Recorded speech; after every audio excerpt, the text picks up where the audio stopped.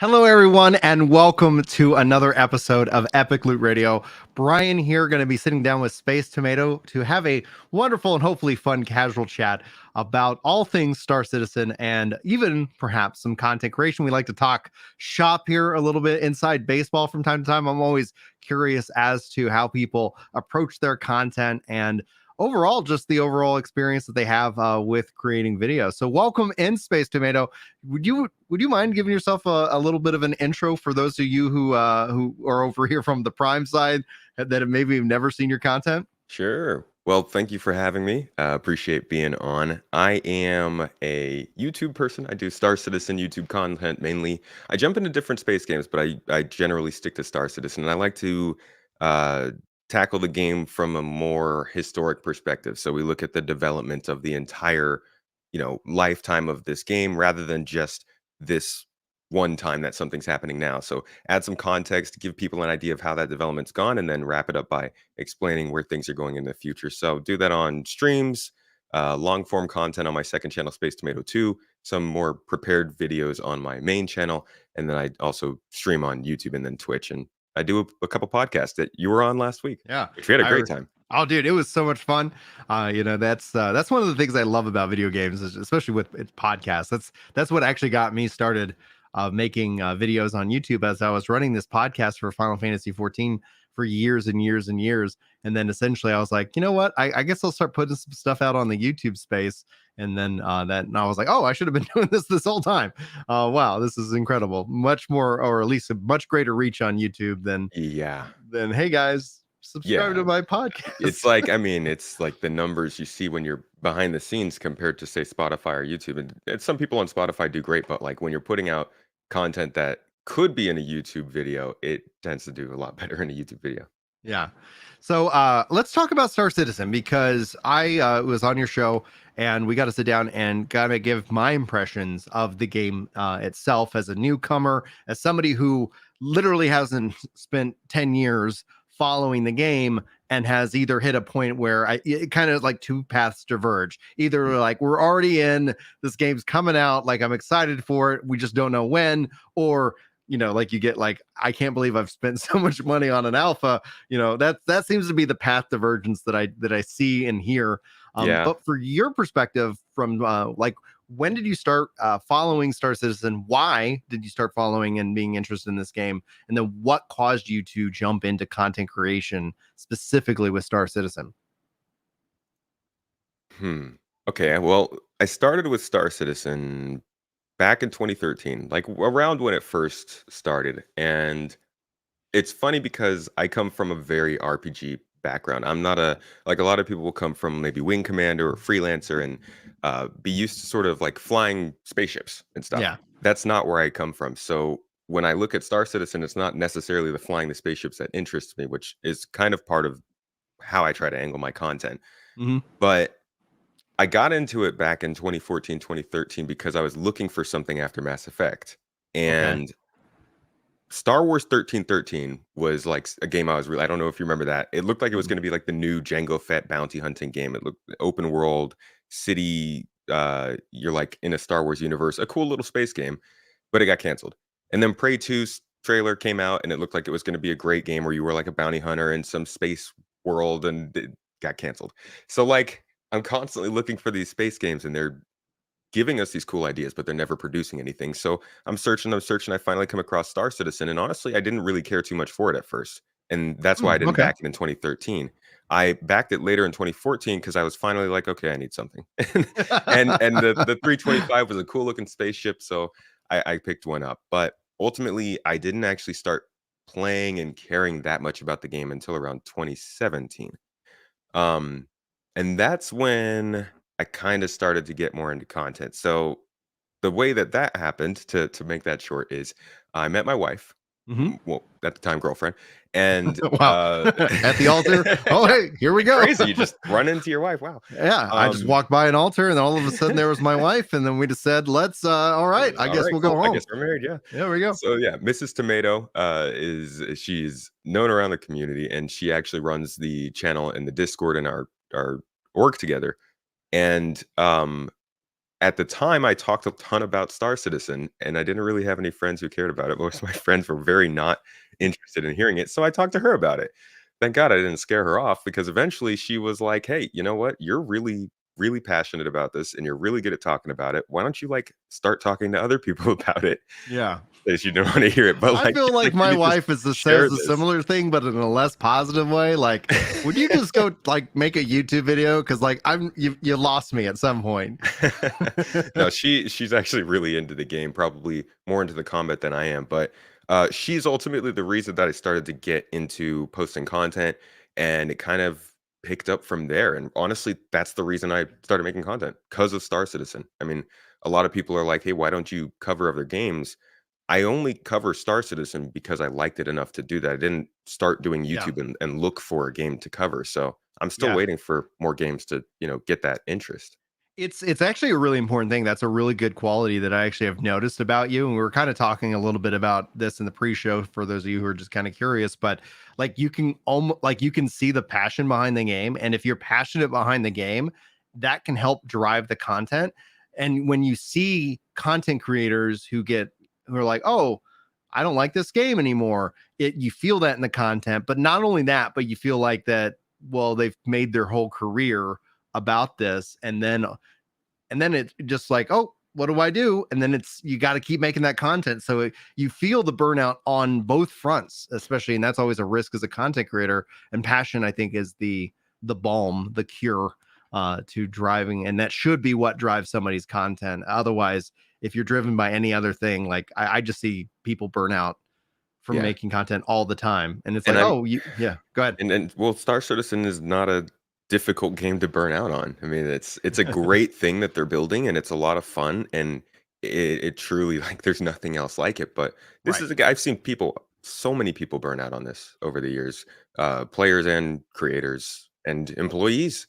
It's it's a lot when you're building something this big. It takes a lot. Well, not just this big, but obviously within the time span of the game's development. And, as I've been catching up on like 10 years of information, there's still no like, we don't know what like when is this coming. And oh, I've seen rumors and leaks talking about like, hey, the goals that they're working on right now in game are to drive what we saw in the Squadron 42 trailer, like those features into the persistent universe. I think that's the right call, because I saw things in the Squadron 42 trailer and the engine trailer that I was like, oh my gosh, that fixes this problem that I actually was having with the game when I was Yeah. saying I'm having a hard time reading the font on screen, even with somebody who's got great vision. And I was like, why am I struggling with this game's font? And then like I see the trailer and I'm like, oh, that fixes it. Like I can read exactly what they're displaying right there. And Yeah. that's something that I'm looking forward to. I think we talked about it on your show. I was like, what are you most excited about? I was like, all the quality of life updates that they It's the pretty much quality just of life. laid out. I It's was like, huge. yeah, the I game's mean, already huge and it's still just an alpha. Like, because you said it, there's nothing else out there like this. mhm, yeah. And There's yeah, Well, I think that's part of the strength of this game. The This game would not have worked without the community. Obviously, it's community yeah. funded, but like the passion, like if you have a question or you have a problem, like you mentioned, somebody has had it. Somebody has Mhm. shared about it. Somebody has put it in an issue council, a Reddit thread, a video on YouTube, something. So like for 10 years straight, the Star Citizen community has been dealing with people both simultaneously yelling at them for being scammed, yelling at them for grifting other people, and they've been dealing with the same glitches that constantly ruin their game that generally it doesn't feel like ever get fixed. So like the strength of this community has been molded by just Adversity, man. fire. Yeah. Yeah. And that's I think that's part of why it's such a joy to jump into it. And obviously, I think having perspective is good. Like not Mhm. everything is great, but like jumping into this and being able to just enjoy the experience of a sci-fi community not even just a game, just a community that's interested in a space game is the best part of it, I think. Yeah. The thing I'd add though is like one of the things that I realized about this game, and as I learned, especially with all that's coming, but all that is planned, is that like there isn't a thing like it. Meaning, from a developer's perspective, like they're creating the technology that doesn't exist, and so that for me automatically starts giving them a lot more. Like I guess just yeah, you take your time, like get it right. Like yeah, I get it, I understand. Like you guys you're forging into the unknown. That means that essentially what will happen, in my opinion, is that when this game comes out, it will set a new standard for what it means to especially be a space-based RPG in an online world. But beyond that, like all of a sudden, imagine if Starfield 2 drops and they don't have kind of the travel system that Star Citizen has today, Mhm. as opposed to like the way that they launched. And it's going to feel like you're stepping way back in time, because just like with Baldur's Gate 3 dropping this year, a game that was in early access for a very long time. I remember playing it the first day and then being able to play it when it released. I was like, wow, massive difference. It was great. Yeah. But like it also comes out and sets I think a new standard, which is not a bad thing. It's just that what I see and witnessing within the studio from a developer, like that's what I do. I'm like, holy crap, like they're crazy. They're just nuts. Like this doesn't make sense. Like the only reason this exists is because they're passionate and they want to will this thing into existence. And there's enough crazy people who also want that thing to exist, and they're willing to actually step up and fund it with money. Like the economics behind this don't pan They out. don't make sense. Yeah. Microsoft is not coming in. Activision isn't coming in. Sony isn't, like they're not like, yeah, we want to risk all this money on an idea. And then yet you got Star Citizens like, all right, hold my beer, Yeah. hey, and then people show up, and that's crazy. And yeah, it really is. People will, you can compare this to a lot of different things. There are crowd-funded projects, there are space projects, and there are indie projects. Yes, it's big, so people don't want to call it indie, but like you get the idea. Baldur's Gate's indie, Oh, this yeah. is indie, whatever. And Yeah, it has no meaning anymore. yeah, and like you say, like there's not really anything quite like this because it's just you can't do this. It doesn't make sense. Like when you look back at how this is still happening, the amount of things that had to happen for this to work, like going from any game could have come out, right? And had an impact on Star Citizen's hype Mhm. because it nailed the feature better. If Elite Dangerous, for instance, had released Odyssey and its planetary stuff was up to stuff, it was up to par, that would have had a huge impact on this game. Because I remember around that time was a big boost in people coming into Star Citizen, even more than this year. People were coming in that year, and a large part, I think, because of Elite Dangerous. You look at something like the pandemic happening, that pushed a lot of people into Star Citizen at a time when, right when Star Citizen was getting its persistence and becoming a better game to play long term. You Mhm. look at now persistent entity streaming and server meshing hitting a big milestone now, right as Starfield is coming out and showing people that it is difficult to do these transitions from planet to space. Like all of these things happened over and over. On top of that, $100 million per year going into this video game that Yeah. still, for a lot of people isn't finished. It's still in development Mhm. and Right. it's technically in an engine. It's it's insane that it's worked out. And I think, well, I hope at least that what you're saying is true. When it comes out, it's going to be a new type of game. Because when you look at what they're preparing, you Yeah. think about the amount of gameplay you can get around a planet. We don't have games like that. You don't Right. just have a game where you can go to such a large hub and see such a differing amount of content. Some MMOs, I'm sure, but on this scale, I haven't seen it.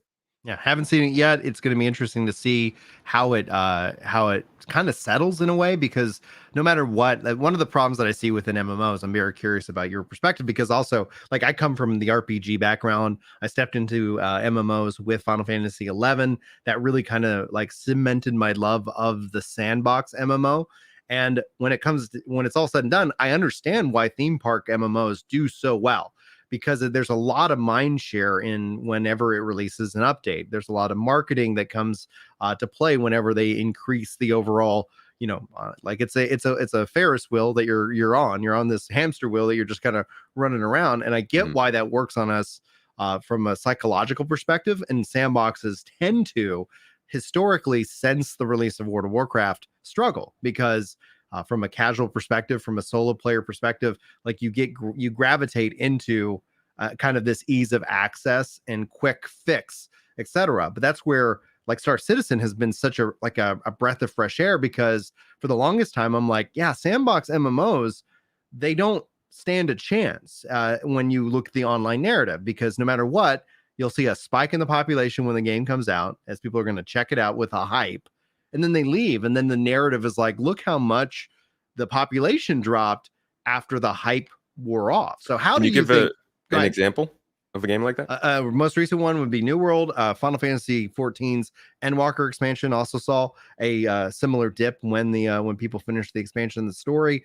Name actually any MMORPG. If you go look at their trajectory from any kind of charts that are tracking player population, it's ebbs and it flows, and it ebbs and it flows. And so that's As when opposed to the theme park ones that are just constant? no, there's no theme park that is constant. It's Oh, okay. actually, you go look at, and they all have this, like, okay, the content came out, people spike, Oh, I see, and I then see. they leave. And then what you end up seeing online, at least what I end up seeing online that frustrates me, is that people are like, look at this percentage of players that left this game.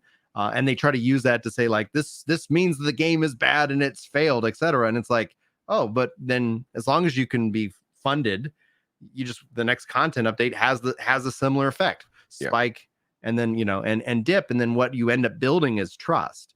And so do you think that Star Citizen, when it comes to just that concept alone, do you think the developers have built a level of trust that when this game comes out, that not just the impassionate players that are, but even those that have been burned out and stepped away, feel like that ends up being like, hey, they did fulfill the promise, they just didn't happen in the time frame that either I expected or that was communicated?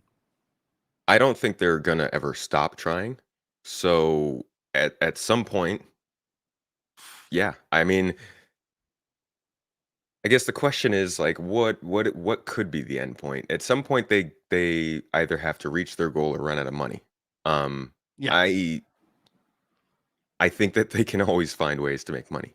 I, This I game haven't even, is I haven't even begun to fund this game. I'm only in like $160, and I'm like, budgetary for 2024. I'm thinking I'm easily going to hit concierge. I get, well, depending on how my content does, because that I usually ends up funding my budget. I will always stress to everybody, it's one of the things I say on most of my streams is that the best way to honestly, if they don't fulfill their promises, not be pained, Mhm. is to not spend too much money. Yeah, it's true. To buy in for the minimal, play the game as you will, always assume that it's going to fall short and you won't be disappointed. But honestly, what they are making is going to be something special. And I think they're going to fall short of the things that they've said. 100 systems, I maybe it'll happen, but I'm not holding them to that. Honestly, look at what we're getting with one system. Um, the the the economy, the way that they've planned it out with mission givers able to spawn from a virtual NPC that has been gotten a reputation just from doing crimes. Maybe that'll have, maybe it won't. I don't know. But the things that they are getting into the game have proven that they know gameplay, they know design, they know visuals, they know lore, they know all the things they need to make a really good game, and they Yeah. have the absolute coolest tech in the industry Yes. behind them. So whatever it is they're going to make is going to be really good. And I've been looking for a good space game, so I'm Mhm. cool with that. I just hope that they stick to their pillars of sort of design of how they've been building the game over the years. How do you feel Squadron 42 is going to impact the overall mood around the game? Because I would estimate that Squadron 42 will actually be a released game prior beforehand, before the persistent universe takes into the flight. Mhm. And from that, and building on that same question, the concept of, when do you see Star Citizen going into beta from the persistent universe perspective? Because in my mind, I'm wondering, do they launch Squadron 42 while the persistent universe is still in an alpha? Or is that where you start to actually kind of say that, and, hey, Squadron 42 is out, and there happens to also be a new milestone that relates to the persistent universe? Squadron will be out well before. Um, Star Citizen goes to beta, yeah. Mhm. And it's going to be interesting to see what that means for Squadron as Star Citizen continues to improve and we see more polish added to these features. Is that stuff going to go into Squadron? Is it going to be regular quarterly updates to Squadron? So if you're playing Squadron once a year, is it just always going to play different? Are they Mhm. going to kind Yeah. of hold Squadron where it is and save all that stuff for the next game? Because there's going to be a chapter two. Um, so yeah, there's definitely going to be we'll be playing Squadron before we're playing the PU in the same state, which is going to be cool because we'll get a nice basically time travel of what the PU Mhm. might be when it's playing smoothly. In terms of beta, I've been jumping back and forth on that, to be honest. Okay. Gosh, I could go through the years and tell you all the different times that I thought it could come to beta, but I think the most Are recent there videos that you've made that are like, "Hey, guys, here's oh when I God, think no. the" No. okay. I Like, thank God I've never have put a you video out. cemented it in Whew. internet forever No. history? I've probably typed it in, like, a Reddit comment somewhere, but Okay, nobody yeah. knows those names. We're safe from that. Um, the, no, it was I would say as of 2 years ago, I probably would have been, like, 6 years. Um, and even earlier this year, I think as recently as probably a couple weeks ago, I'm still, like I said, going back and forth in my head.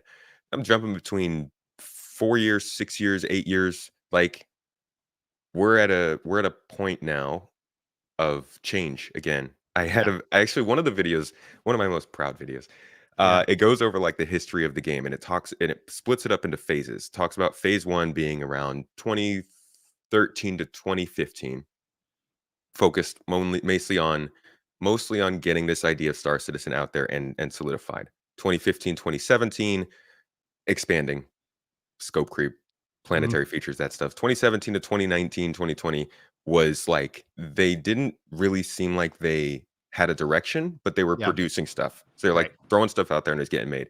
From 2020 till now, it feels like they finally had direction. They were getting a Mhm. lot of their stuff together. We saw the Gen 12 renderer, inventory system, um, persistence, the um, gosh, what is it? The server size has gone up. So You also those, have the, like, the replication layer and essentially yeah, the distribution. So, like, when I look at the technology stacks, like, those things are finally starting to come together, mhm, which then accelerates the pace of development. And yeah, so, like, when I talk about development, when usually behind the scenes, I don't know if there's any devs out there, they'll probably recognize this, but I always think about it in terms of velocity. And sometimes, like, like when I look at the frustration that I've seen a lot of people express, I'm like, oh, they had an incorrect velocity idea. They thought, like, hey, we'd be here by now, but then you run into real life challenges. You run into burnout with employees. Like, these yeah, people aren't, you like, hey, you're free to go find, get other jobs sometimes. Like, that is the healthiest option. And so, however, like, building off of that, like, because I can't share any frustration with anybody prior to me playing the game for the first time in November. But when I look at it now, it's like it seems like a lot of the foundation from a tech stack perspective has been set.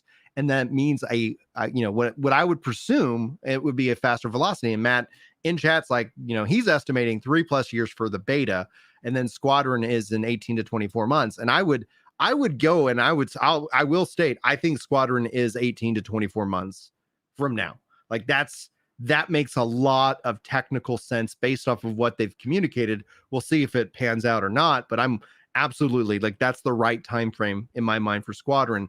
And if it's any faster, like, then my expectation for that for it to be beta, like, will actually increase on that. But yeah, that is, I think, a very healthy yeah. time frame. But velocity, I think, already feels improved because, like, my Discord's been flooded by, like, some awesome people that it's been good to know. And it's like, oh, here's this coming, and this is what they're looking for first quarter 2024. I'm like, oh man, I wasn't I didn't even know I wanted that. Now I'm like, I can't wait to play Oh it. man, back in the day we had 4 quarters of what they wanted to do, Yeah. and that was rough. So it's nice that it is 1 quarter, but I do think that we're gonna be a little while. Usually at the beginning of the year, they spend like January doing a lot of planning internally, and we don't really get a lot of anything. So those first 3 weeks are rough, but then we get like a big update and we get an idea of kind of what the year is gonna look like ahead. Yeah. So, what does it look like for you from a content perspective? Because this will be a little bit more inside baseball, but you just recently released a lore video, and if you guys have not seen his lore video, please go watch his lore video. We were kind of talking shop beforehand, and it's like lore videos are always like weird paced videos that a lot of people are like, "Oh, I really want lore. I really want a lore video," and then the YouTube either doesn't push it out to anybody, or you see it in your feed, you're like, I'll get to that later, and then you forget about it. And so lore videos tend to be like struggling. But how do you feel about like that level of effort, and when especially when we start looking about just the next year for you in terms of your content? There's a lot. There's a lot to get into. Me and Mrs. Tomato, we've been talking over the last couple years, and we generally, I mean, we talk about our content every day, but Hmm. probably every couple of months, maybe once a quarter, we sit down and we talk about the general direction of where we want to go and Star Citizen. And we've seen this trend over the last 2 years or so that a lot of the content that I make, news, updates, what's this feature? What did they say during this video? That stuff has always done very, very well in Star Citizen. And it's always been the main content that has done well. That's why the big channels are channels that do that kind of content, obviously. Hmm. It was about probably around 315 ish 312 around that time. The game started to become playable for a lot of people. And over the last year, maybe year and a half, you notice that gameplay videos have been becoming more and more popular. Yeah. So that's always been one of the things that I've wanted to do, where gameplay videos like you would see on Daisy, more cinematic, more prepared. And that's one of the directions that I'm slowly going to Hmm. be moving in when I play the game. Like when I'm streaming, I want to start to focus more on that.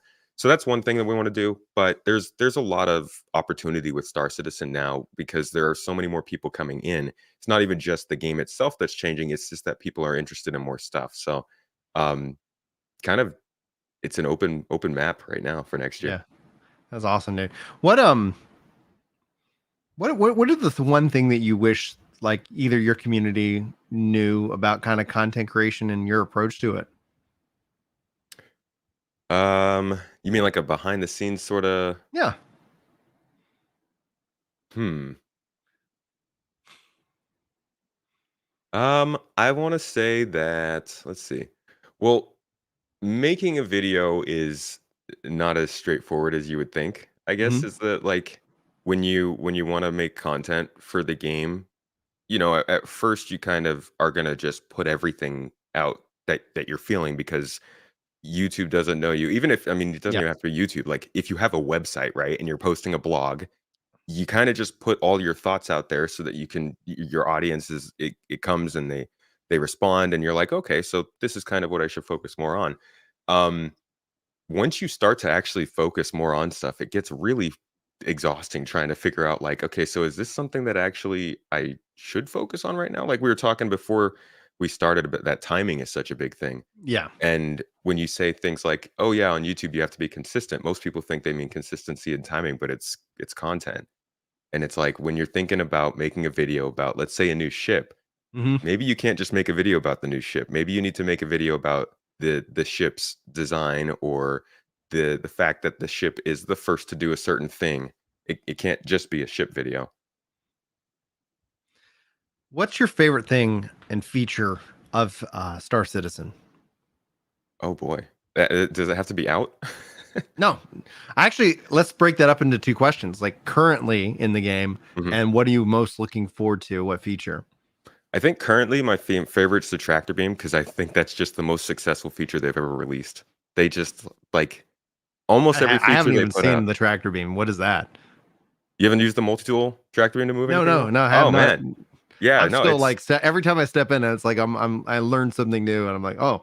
So my goal, every time I sit down to play is to retain some new thing and add that to what I've defined as the game as being very skill based, because it's like, yeah. okay, there's a lot going on, and then as it becomes more natural, that becomes a skill. And I saw a great comment kind of making fun of my piloting skills, and I'm like, yeah, they're not ready. Definitely Mine not still ready. aren't. I've been here for a while, mine still aren't. Um, the tractor beam, though, is It's this little multi-tool attachment you can get. You can put it on your hip just like a pistol, and it allows you to move boxes around. It allows you to pull yourself to objects in zero G. It allows you to disconnect and reconnect components and weapons from ships. It's pretty powerful, Mhm. and they've been updating it throughout the years. And it's just like, I mean, when it comes to features, a lot of features they'll put in, and they just kind of they're hit or miss. They might need an update later. There's always something, but the tractor beams came in and they like immediately had a difference in the gameplay. They changed the way people were playing Xenothreat. They changed the way people were looting. They've allowed them to expand on it and bring in other functionalities. So that's definitely been one of my favorite features. In the future, though, whew, I think my favorite feature in the future is kind of a area of features, I guess, and that is or design rather, and that is Okay. the information in the game being a commodity. That data can be a traded valuable thing that has reason to exist in the game. Can you talk to me more about that? What do you mean by that? That sounds so interesting. Where like we know our data is traded, Yeah. in today's world, and yes, it has Thanks, value. people. Yeah. Thanks for the platform. Yeah. Yeah, well, it's kinda like that. I mean, the idea of they introduced this concept, that citizen concept. They've talked about it a lot in the past, and I hate how mum they are about it. They'll mention it a little bit, and then Yeah. they'll just shut up about it for 2 years, and they won't say anything. And it's really exploration and everything that surrounds that. And they talked about it at CitizenCon this year when they were talking about maps. They kinda hinted at it. You will have to download these maps. So the idea is if you're an explorer Mhm. and you specialize in the Magnus system. You fly out into an asteroid belt, you mine, you find a huge deposit of quantanium. You have Okay. that point, right? And you save that data point for yourself. Now, Mhm. like a gun you'd put in your backpack, I don't know what this data point would be in. Let's assume it's your computer in your ship. Okay. That is now actual physical, like not physical, but like tangible, valuable The cargo. product. Yeah. Right. So Yeah. now you can go and you can sell that to somebody, or you can keep it for yourself, or you can give it to your org and they can add it to their map and everybody in the org has it. Hmm. It's this idea that you're not just getting all the things that are physical like a normal game would do. You are able to create Create engagement. data, create value, Yeah. create, yeah. It's That's crazy great. to me. Oh So I my love gosh, that. dude. That sounds amazing. It's like, Yeah. yeah, like that sounds great because then then I think about it in terms of the sandbox. It's like I remember a lot of people telling me about Star Wars Galaxies as a game where it's like, oh, what did you do in that game? And they're like, I created a shop, and that's what I was. I was a shopkeeper, Yeah. and I just did all these things. And it's like, oh wow, like okay, like that was like for me at the time. I was like, I want combat. Like, well, you're not going and killing and failing big beasts.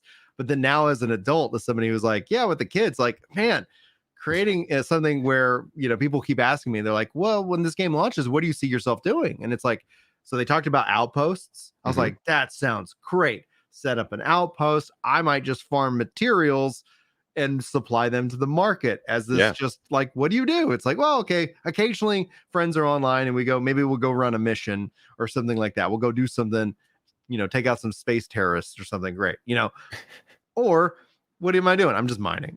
I'm just out Yeah. here just providing value to the overall bigger, story and world that, all of, like, yeah, there's a giant space battle that's going on between these two orgs. Okay, cool.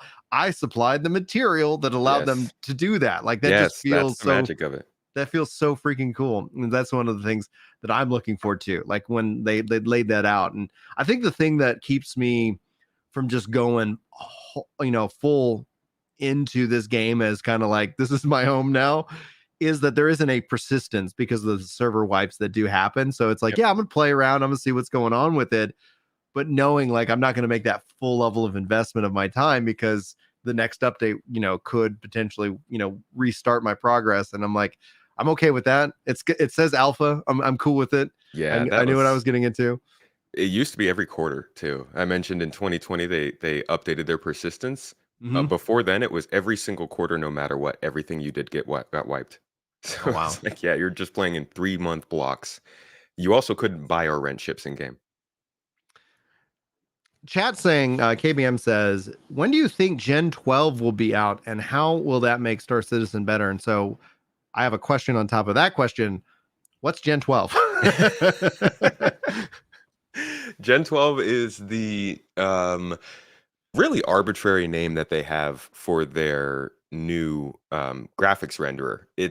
They named it, so the previous one's called Gen 11 because they created it when DX11 was being used. Gotcha. So naturally they're upgrading and they're just calling it Gen 12. It doesn't mean it's DX12. It's just the naming convention. That being said, I think it does whatever Support equivalent to DX12. DX12 or whatever, yeah. Yeah. But the main focus of it is to enable the Vulkan API. Oh, nice. So it's really just a big update to the game in terms of how they render and hopefully taking more load off of the render thread or the main thread. I don't remember which way, but they're trying to offload the CPU more basically. When will it come out? Well, Gen 12 is in the game. They implemented the first version, I think, at the beginning of this year, or the end of last year. What we're waiting for now is so they had 3 milestones they had to do with this. They had to get Gen 12 in. They had to switch over a lot of the stuff that was. I'm not going to butcher this, but there were 3 levels. The last one is entering in the Vulkan API. That's what we're waiting for now. That first quarter next year, maybe. Okay. Hopefully. Yeah. Sounds like a lot seems to be right now on target for first quarter of 2024, which for me, it was like, as somebody who's like brand new, I'm like, all right. That's yeah. For somebody who's been through it a lot, I will say that doesn't that happens a lot, and then it Yeah. doesn't pan out. Right. It'll seem like a lot of stuff is like right on time for the next quarter, and then it turns out it's like 2 or 3 quarters later. So there's a good chance that it won't be in the next quarter. But this is something that like they were pretty well along on this summer. Yeah. So So what if it is though? Because one of the things that I get from just that answer alone is that you have a good outlook on the game, on development, that things can happen and will happen, and unfortunately timeframes suck. However, do you feel that if it does drop first quarter, that if all of a sudden they're like, hey, we're targeting this, and they start hitting these bigger targets, what impact do you think that's going to have on the game and the community? well, I will say this: I'm perpetually feeling good about the game. So Good. take me with a grain of salt. I'm always more optimistic, and generally that means that my beginning of the year outlooks are a bit off, Yeah. especially this year. And I think that's mainly because I went by Chris's letter for the chairman, the letter from the chairman, and I think that was ultimately based on a lot more successful things happening with Mhm. persistent entity streaming. So I think the biggest thing that it will do for the community is show that they're not really running into that problem as much. Yeah. And they've shown that more. It's been getting better over the years. The roadmap, shortening the roadmap was good. Um, I think over the last couple of years, their teams have gotten better at delivering content on time. And if they just started hitting more of these big things when they said they would, yeah, I think it's just going to continue that trend. That's gonna be interesting to see. I see some people in chat talking about like ginger and goes real well with tomato, and in my mind, I just keep going back to we make a really good sauce. Yeah, like good ciders, man. Oh Right? yeah, that'd be great. Yeah. Yeah. All right, let's. I got one more comment here, and then we'll we'll continue on. Matt says the most exciting upcoming feature for me is the Endeavor. They advertised it as one of the modules that will allow you to tinker with ship components to get more performance out of them. Can you tell me more about what the Endeavor is and what this, in terms of tinkering with ship components, has been shared? Well, the Endeavor is the godship of Star Citizen. Like Ooh, when people okay. ask me what's the last ship, I usually point to the Endeavor because it's just this insane. It's this crazy platform. I don't know how long it is. It's got to be a couple 100 meters long at least, and it's kind of like this long strip of ship, and then it has 4 connecting points on either or 2 on either side that basically can just house these massive modules that do things. So they've got Hmm. like a farming module, so you could just be making your drug cartel out in the middle of space. Sweet. They've got a repair module, which is what's being talked about here, which is basically you could be floating out in space and put out a beacon and say, "Hey, you got into a dogfight, you need some help, come and land here, and we'll help you change out some modules and repair your ship." They've got like a, I think it's like a particle accelerator or something. It just science module, which I guess is gonna somehow create science. I don't know. And I think it Somehow had just like a massive scanning telescope module. It's like a space telescope. So I'm assuming that will be for deep space probing and stuff. So it is a ship with a ton of functionality and a ton of game design attached to it. So it's going to be a while.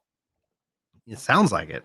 What Yeah. what are your upcoming thoughts, especially as it relates to engineering? I saw a recent video for Morph that were going into the changes with big ship travel, and as somebody who loves player choice, I love that there's going to be kind of that positive and negative. I think balance. One of the things that when I see a lot of gamers complain about like game balance, I think it's that a game needs to have a positive choice, like a perk that happens that's a part of this choice, and a negative, right? So that it's like everything kind of has the balance comes from that. There's everything has a strength, everything has a weakness, and then the strength being like, oh, with these big ships, you can Mhm. hold more people, but there's all these extra things that you need to actively be aware of. Do you think that's going to be a positive change for the community, a negative one? Where do you fall on the big ship changes? Well, I mean, imagine if.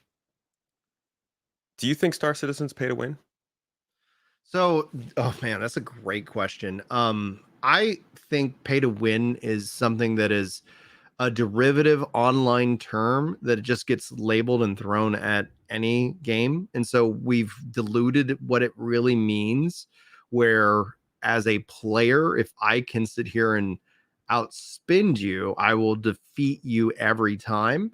And that really is more in my mind when you have a game like a tab targeting game that's really stat based and driven, Mhm. because you can then, like, hey, I bought this sword and it gives me plus 100 over anything that you can't, there's no equivalent out there that you can do that will allow you to have this advantage, and I will win every single time.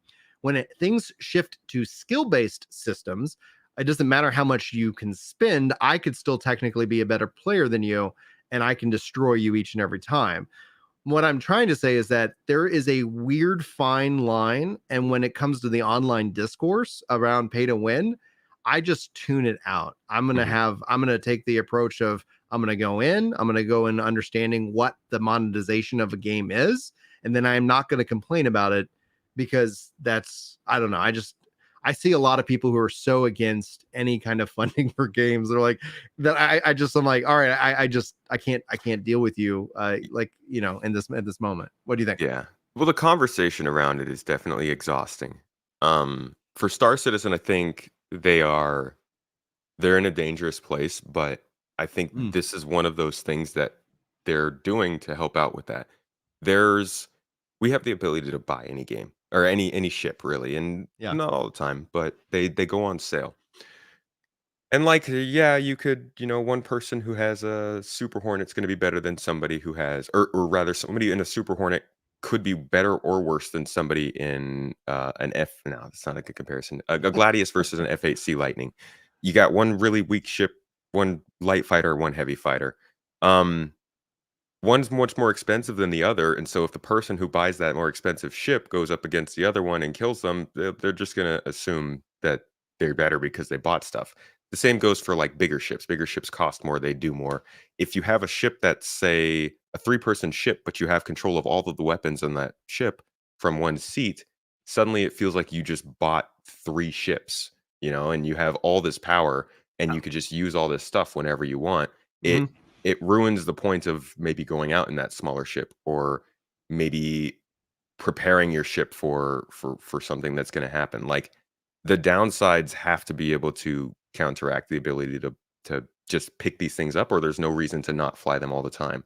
Right. And engineering is just one of those things. What people don't realize is engineering is including roles. It's including the Hmm. ability to lock out responsibilities. So you're not going to be able to do all of your stuff from your pilot seat. You're going to maybe need somebody else, or you're going to have to get up to go to the other And go seat and do do the something. thing, and yeah, Yeah. exactly. And so if you and that has that risk reward benefit of the player, like, yeah, you can play this solo, but like it's not gonna like do it all for you. You need to be very well aware of these things, and Yeah. that's where, like, again, like a smaller ship might end up being kind of that better approach. Now I see kind of a comment in chat that's kind of about this. It says, what do people who say a Diablo Immortal isn't pay to win because you can earn everything in game with enough time. And one of the things that, like, when I say the pay to win conversation is always interesting, is that whenever you have a mechanic that lets you earn things in game and also purchase those things, players, no matter what, will do the math. And they will do the math as it relates to whatever their hourly rate is. So if you're sitting here and saying, like, yes, I can earn this in game, but it's going to take me 1,000 hours of grinding to be able to get said item, but I could just spend $20 and get the item right now. Like, that's where that becomes a problem. And no matter what, people will always do that math, because you start to evaluate what is your time worth to the game. And so the thing about that, and with me, is that I think it's a lot about understanding the relationship with the developer, trust within the developer. But I would say to anybody who's watching and listening, like, you're an adult. I'm not here to judge you on your spending habits. At the same time, like, I'm not going to sit here and get so nitpicky that, to not recognize funding models have changed. Subscription are, MMOs just don't cut it in a world of things like Game Pass and subscription fatigue. Like, when it comes down to it, like, Game Pass is the biggest threat to the MMO genre, because it includes MMOs and it's the same price as what traditional subscription-based MMOs are, and they give you hundreds, if not thousands, of games, which you can then go and have your theme park, dream right then and there. Yeah. So Diablo, though, is like, in to kind of push back on that, because it isn't, there isn't I don't see this as a binary problem. I see it as a degree, degrees of, a value. Diablo Immortal was like a real break of trust with Blizzard and the developers. I do not think they handled that game anywhere near where it should have been. And it does feel very egregious in terms of that. And there's a market for that. There's a market. There's plenty of gamers out there who are just happy to swipe their credit cards and throw their money into whatever pit. And then they just move on, or they wail out hard on a video game. And that's unfortunately the industry that all these games exist. And that's why, for me, something like Star Citizen, even though, yes, I can purchase a ship for money or I can earn it in game, I don't feel like I have to purchase it. That essentially, that it's that pressure, and that, that ends up being much more enjoyable for me. And hopefully any of that made sense, because it's a no, I agree. It's a big topic. I mean, you don't have to purchase it, and I think one of the biggest reasons people shouldn't play the game right now is because it can burn people out to go and play the game, be like, oh, I don't have to buy these things, so let me just earn the ship, and then it gets wiped. And it's like, there's a reason they have to wipe the game. I want people to be able to enjoy this and not have to deal with that. So don't play it yet, right? Yeah. Even if you're looking forward to it, because you don't want to have that kind of a bad experience. Oh, I just lost a light. You don't want to have that kind of a bad experience. Space Tomato After Dark. It's the problem with plugging a light into a computer for power. But it's not just the engineering that's also going to limit this for people. It's like, you're going to have to worry about your hangar fees. You're going to have to worry about insurance. You have to worry about the upkeep of I guess components is part of engineering, but like it's not just engineering that's balancing this out. And I guess pay to win probably isn't the best term, because like you said, it's degrees of this. I've seen people argue that a glamour item, something that just makes your character look different, is pay to win. And I think what Adam is saying in chat also reflects this, is that what is your definition of winning? If your definition of winning can only be accomplished with money, let's say unlocking a specific look, like this is an like, then I've seen people make that. I don't agree with it. But it's like, people have over abused this label so much that I'm like, all right, I'll see for myself. At the end of the day, I think they need to be aware. We need to have a reason that there aren't 890 jumps, Idrises, javelins, and pioneers flying everywhere all the time. Right. And no matter what kind of gameplay balance people want, there has to be a reason that larger ships are indeed harder to use. It just doesn't look right if every ship that's out there in the verse is a huge, very expensive, very nice ship. So they're going to have to come up with a way for demanding ships to be less flown. And that doesn't have to be large ships. It could just be ships that take a lot of power. The Argo SRV is probably going to take a lot of power. The Arastra is probably going to take a lot of power, because they have other components that do a lot on their ships.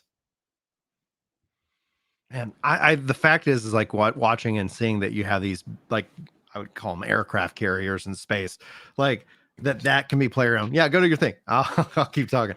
Is that really is something very exciting? But when they were talking about engineering, when I was watching Morse video, I was like, yes, like you're absolutely right. Having that level of balance so that when you sit down to play and travel as a part of these ships, it's all about that player choice. The Yeah. advantage is there's things we can do. There's safety in numbers, like what, like, hey, we're going to travel as a fleet and we're going to do these things, versus then like, okay, yeah, I'm going to go run out, jump into my one man ship, and then and jump into different areas. And that's also, I think, going to be interesting to see how they actually have the gameplay mechanics outside of engineering, because I felt like I took the I ran in during AIE, or AEI, I'm dyslexic, so it all gets jumbled. Everybody confuses it.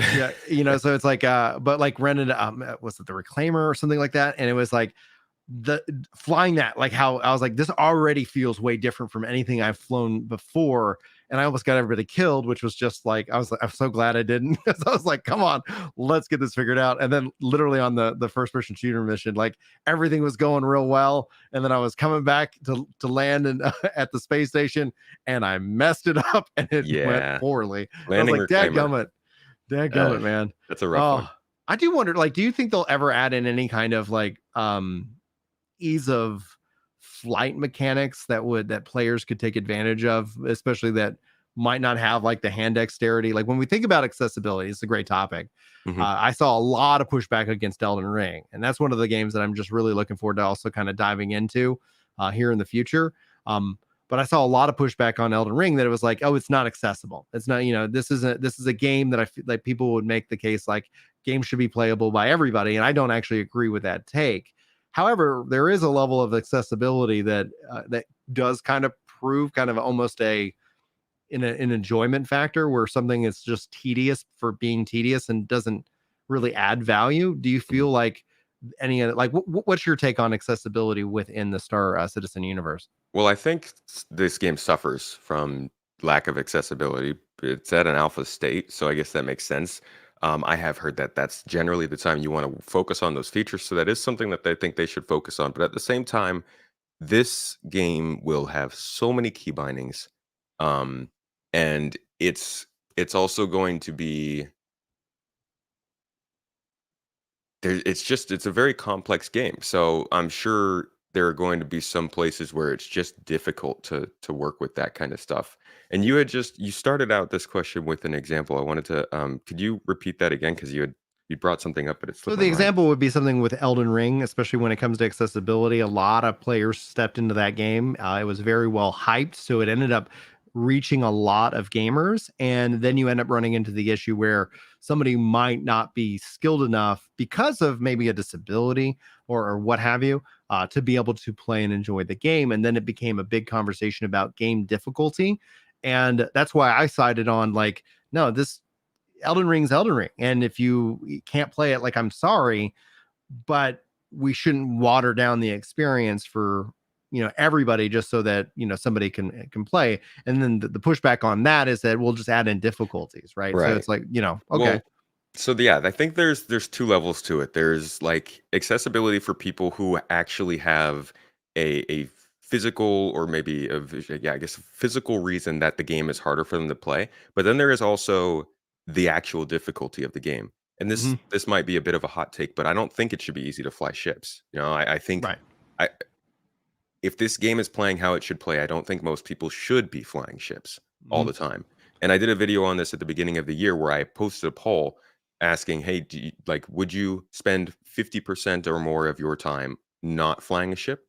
And more than 50% of people answered yes. So I think there is a lot of people who won't be flying as much, and Mhm. that's before all the gameplay's in the game right now. But it should be difficult to fly a ship, because then it makes it more important to have a good person who knows how to Who fly can- a ship that you can yeah. hire, right? So Agreed. Yes. they're making these jobs, and in doing things that are more difficult, this goes back to engineering as well, by making gameplay that is more difficult and also maybe not fun for a lot of Yeah. people, you're creating jobs and opportunities for other people to do that. So yeah, accessibility wise, I think that they should put effort into it, definitely. Text size, UI stuff, that kind of thing really should be a focus. But there is a certain point where you can't do so much to a game that you make it Yeah. available to Oh everyone. yeah. That's always the debate, especially when it comes to the MMO and the genre, because it's a lot of people are like, oh, take a classic MMO and make it modern. And then the question is like, what features should they turn on and what features really define that era within the genre? And I would say like for me within like within Star Citizen, and this is just because I don't have the skills yet, and there's a lack of confidence. So hopefully what I'm about to say isn't blasphemy, but I would pay in-game credits for like at some point when I'm getting close to the space station or wherever for the ship to take over and dock or do what it needs to do. Hmm. Like you do it manually, or like I would literally be like, okay, just give me the ability to spend 10,000 credits and it's gonna land me in safely, Yeah. like Well, some that's kind of like give or take. but that's like that's kind of what they're talking about with cargo, right? Like Mhm. yeah, you want to go and ship a bunch of stuff to this place, but like I'm not trying to spend 20 minutes loading it. I'll pay somebody else to do it. So yeah, Yeah. it'd be nice if like have you heard of the AI blades that they've talked about? No, tell me about So that. so that might be something. We have our avionics systems in our computer, so each component has subcomponents, and Mhm. our ship's computer will have subcomponents called AI blades. Okay. Yeah, different things, maybe like the ability for your turret to target better or something like that. So maybe they'll release an AI blade that's like auto land from a distance or something, which would be fun. And you again, there's that consequence. You're taking up a component slot, but you also don't have to land. Yeah. Oh yeah. It gives and takes. You get player like anything Yeah. that helps incentivize player choice in that. And then in this case, like for me, I was like, oh man, like what is that? So that I don't have to worry about this one thing that I struggle with in this game Yep. that makes me nervous to fly out and to fly back in. Where it's like, yeah, I got everything else done.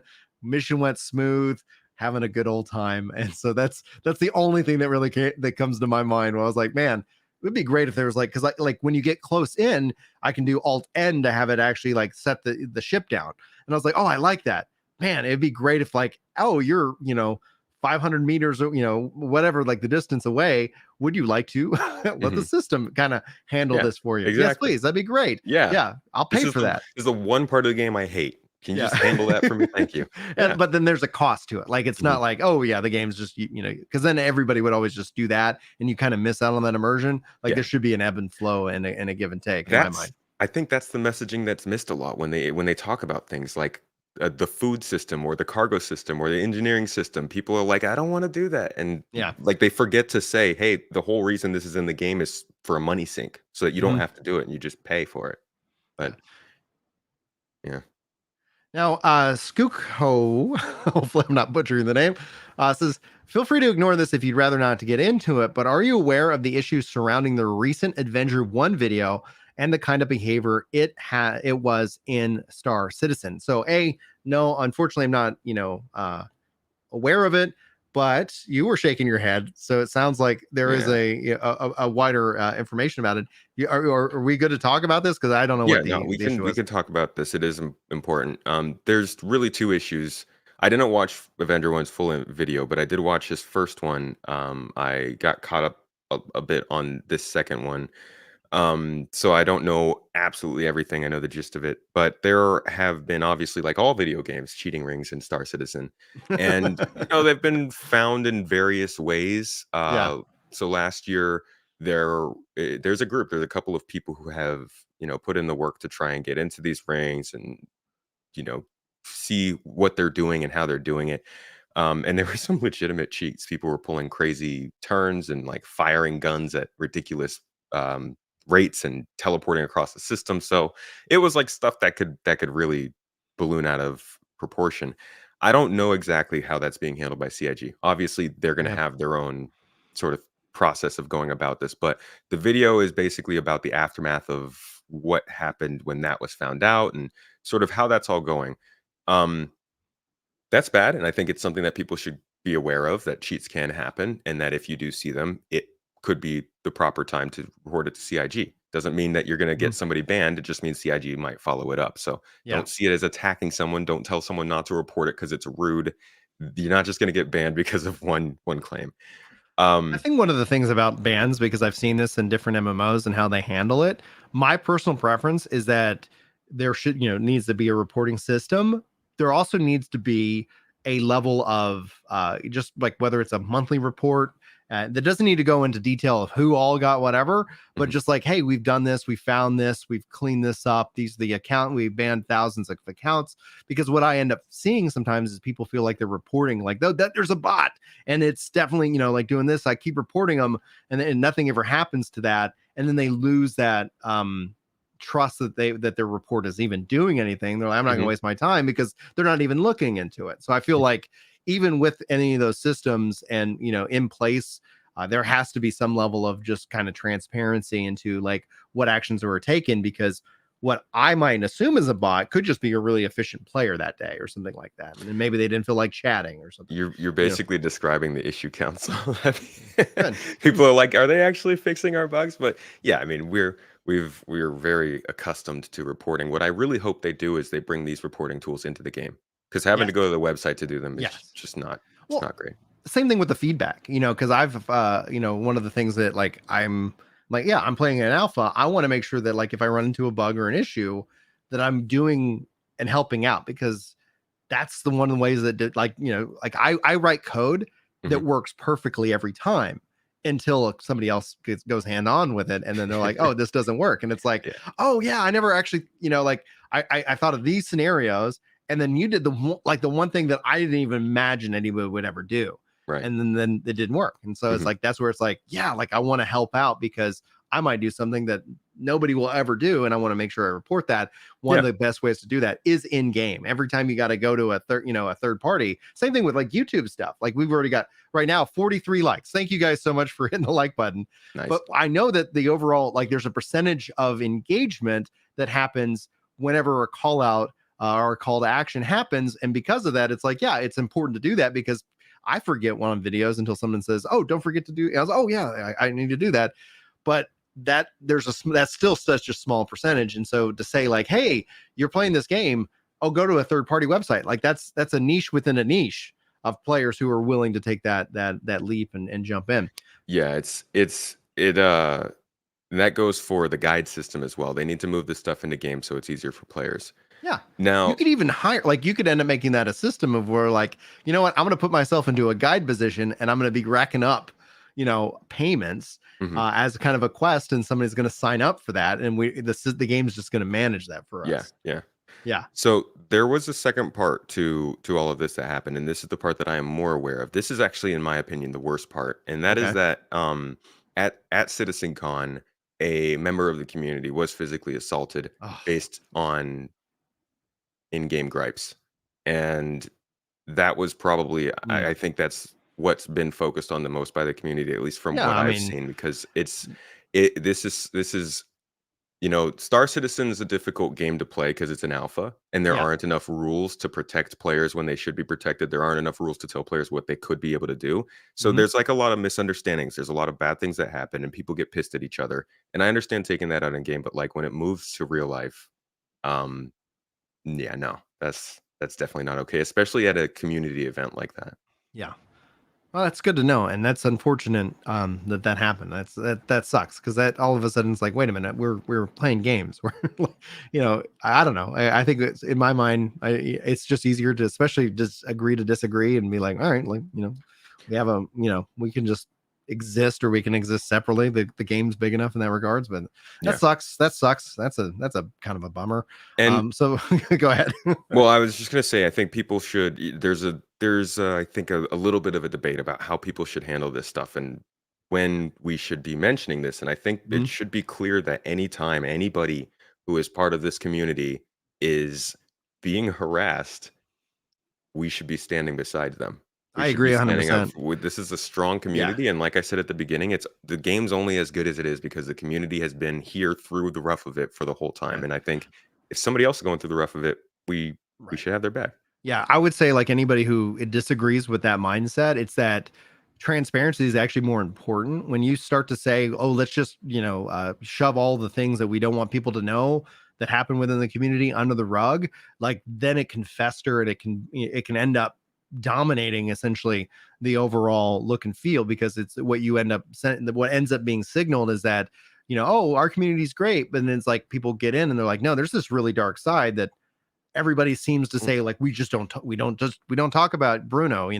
It's like, okay, like that ends up, I think, hurting the game in the long run, as opposed to like, Yeah. listen, like, hey, we're humans, some of us suck, we're not going to tolerate it, we're gonna, like, Yeah. yeah. And that, I It's think okay that's to a say good sign that. of health. It's perfectly fine to say it. I think the people who are like, oh, but people will think that this is negative about the community, is like, no. I don't think anybody anybody's assuming that humans aren't playing this game. Okay, but let's not sit here and we don't need to be like, hey guys, here's the drag them out. We don't, like, every day, like, put them in shackles. That'd be an interesting in-game system. Player shaming. It's like, all right, every cheater, like, yeah, they can't play. They you can log in, and for 10, like, one guy, I saw somebody got banned for 10 years. Imagine if he could still log in, he couldn't talk, but it's just him, his He's just stuck in a character little cell. just stuck in a little cell thing, and people could go throw tomatoes at him. Just like, I don't know, like, I think it's important that it's just being more honest and being transparent. And it's like, yeah, sometimes bad things happen and it sucks, and we're not going to tolerate it, and we're not going to sweep it under the rug, and we're not going to pretend it doesn't Yeah. exist. The Yeah. whole gamer community, it's not a no. I don't subscribe to the idea that gamer communities have to be places of not fun interaction. Gamers are freaking awesome. It's just another art form. It doesn't have to be something Yeah. crazy where everybody is like super aggressive and sweaty or something. We got time for one more comment, and thank you guys all for being here as a part of the live show. If you're watching this actually as a VOD, please be sure to sound off in the comments, because that's a great thing that YouTube loves to see from time to time. So, but KBM says, do you think the server mesh stuff will work? 5,000 people on a planet, 10 capital ships in orbit, shooting debris falling down and exploding on the ground troops. What do you think? That exact scenario sounds really cool. Yeah, it does. Honestly, I'm just imagining, like, because it says 10 capital ships in orbit, and I was like, man, that would be really cool. And then I'm thinking, whenever the Javelin or like Idris comes in the game, there's going to be like 50 capital ships in orbit around a planet. You're just going to fly up and see everybody flying their capital ships for the first time, all floating around. Yeah. But yeah, I think it will work. I mean, I don't know if it's going to be 5,000 people on a planet. We don't know exactly what the density of these meshes will be able to allow. And that we'll have to wait for dynamic server meshing for that anyways. So Yeah. who knows? But the idea of a bunch of stuff existing at the same time in different places seamlessly, yeah, I think it's going to work. Now, before I answer this from my perspective as a developer, I do want to say and take just kind of a minute of everybody's time to plug a few things. We got links in the description for Space Tomato and his Twitter. Please be sure to go and follow him. Also, a few things about me. I have been challenged. I do stand-up comedy, and I was asked, it looks like chat was asking, do I plan to attend Bar Citizen? Yes. But also, if you're interested, and you're in especially the DFW area, this Saturday and then the 23rd, I have two stand-up comedy shows at Hyenas in Fort Worth. Be sure to follow the Instagram, because that's essentially what comics use to network. So I would love it if you guys, if you enjoyed the content that I make, if you enjoy the content here in this chat, please go check out the Instagram link for me and give it a follow. And that's where you'll also get information, and you'll see shorts and reels or whatever they're called. Everybody has a different name. For this content. So if you guys could do that, that'd be a huge help to me as both as a comedian, but as a content creator. Now, also, again, if you don't follow Space Tomato, be sure to do so with his links in the description of this video as well. But KBM asked again about the server meshing stuff. Do I think it will work? Yes. However, do I think it's probably going to be a smooth, easy transition? Yeah, they're going to probably run into a lot of different bugs. However, that's going to be one of the things that when it works. And so the question of if, yes, when, no idea, like as Yeah. to like how that actually like works to the degree. I think what will be interesting to see, and this is the question that ends up, I always kind of push back on the idea of, is that will it be fun is actually a better question to be had. We don't have anything like that right now. The question is that, yeah, they could probably get it to work, but is it also fun? Is there something where it's like, yes, this is something you want to be a part of an experience, or does it something be like, oh, that's just a nightmare and a void? Now, Yeah. other technical hurdles, 5,000 people on a planet. Okay, cool. how many are actually rendering to you, the player, because you also have hardware that isn't server meshing technology. And that's where I think cloud gaming will actually solve a lot of the problems. And so you might end up seeing somebody having the ability to throw 1,000 graphics cards at this from the user rendering perspective, but that has to happen, again, in the servers, and who knows. So yeah, 5,000 people on a planet. Yeah, I think server meshing is going to be a huge get for just the managing of the data in and out to keep people all in the, okay, yes, I'm aware of what's going on to all these different places. Will you see 5,000? I think that's going to depend heavily on the rendering engine. I think that's going to depend heavily on your budget, to say the least. But I think, who knows, with the AI and what NVIDIA has been working on in that same kind of like vein, we could end up seeing, like, in a way, Star Citizen hitting a perfect window of this new technology exists. We're able to take advantage of it, and nobody else is, because we've already been working on this for over a decade. So yeah, I can't give you a time frame, but I think it's going to work. I don't know if it's going to be fun. That's the real question in my mind. That's the summary. Space Tomato, where could people find you? What can you plug? What can we promote for you? I've got a couple YouTube channels people can check out: Space Tomato and Space Tomato 2. If you're looking for more content that's kind of like this, discussion based and analytical of the game, I dive pretty deep into features. And that's more Space Tomato 2 stuff. If you're looking for higher quality produced videos, 10 to 15 minutes, that talk about more of the big topics in Star Citizen, then my main channel will be a spot to check out. And then I also host 3 podcasts, actually. And all of those you can find on Space Tomato 2, or if you just search for Space Tomato Podcast, they should pop up. Launch Sequence Podcast is every week. Should have Morphologists on this week. And had Ginger on last week. It was a good time. Yeah, dude, it was so much fun. I really it's been really great to be introduced to so many really cool content creators. And that's what I always try to tell people, is like, guys, if there's anybody out there that you like what they're doing, tell people about them. Because like the YouTube algorithm never brought up any of your videos until people in my Discord were like, oh, Brian, you need to check out Space Tomato, or, oh, go do this. And I was like, oh yeah, exactly. So like, that is the best way, that especially the best free way that you can support a content creator, is if you like what they're doing, tell people about it. That literally is like above and beyond light years of support than anybody can do. But speaking of support, Lee Bob drops the super chat as kind of our final question. We did not talk about PAX Day, but Tomato, are you interested in playing PAX Day at all? I don't know what that is. Ooh, okay, great. I got, we won't cover it in this, but we're going to get you back on. All right. I actually have a channel called PAX Day Central. And it's they just wrapped up the first alpha of this game, Unreal Engine 5. It's sandbox mmorpg, but it's built by the people who made Eve.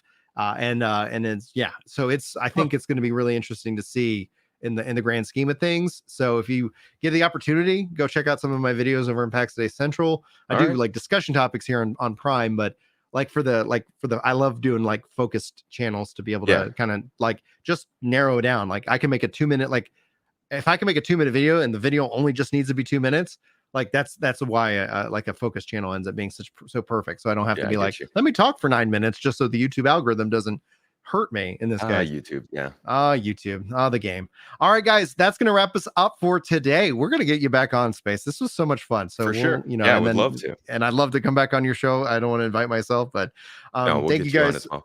I like to, sorry to cut you off.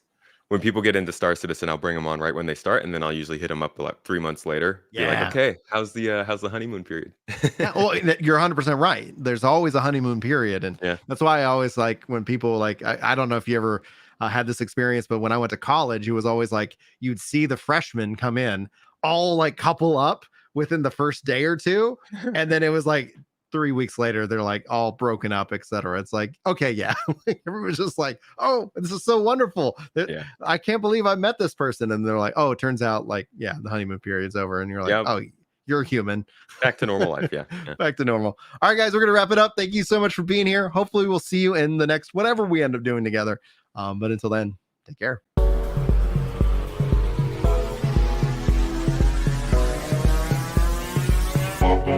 Radio.